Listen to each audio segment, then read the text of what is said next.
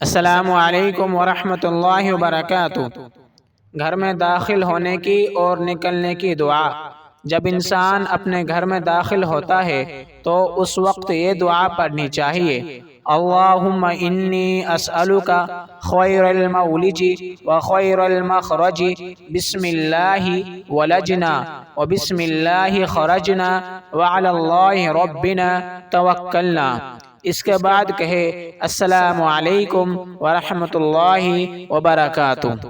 اس کے بعد جب انسان اپنے گھر سے نکلے تو نکلتے وقت یہ دعا پڑھے: بسم اللہ توکلت علی اللہ لا حول ولا قوت الا باللہ، اللہم انی اعوذ بک ان اضل او اضل او ازل او ازل او اظلم او اظلم او اجہل او یجہل علی۔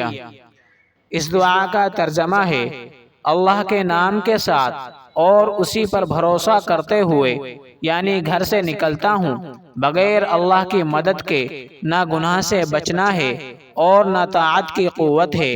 اے اللہ، میں تجھ سے پناہ لیتا ہوں اس بات سے کہ میں گمراہ ہوں یا گمراہ کیا جاؤں، یا ظلم کروں کسی پر یا مجھ پر ظلم کیا جائے، یا میں خود کوئی جہالت کا کام کروں یا وہ مجھ پر کیا جائے۔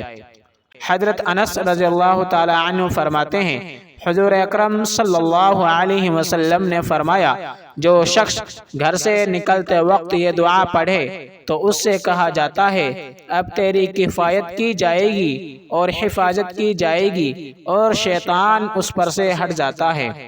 واللہ تعالی اعلم۔ السلام علیکم ورحمۃ اللہ وبرکاتہ۔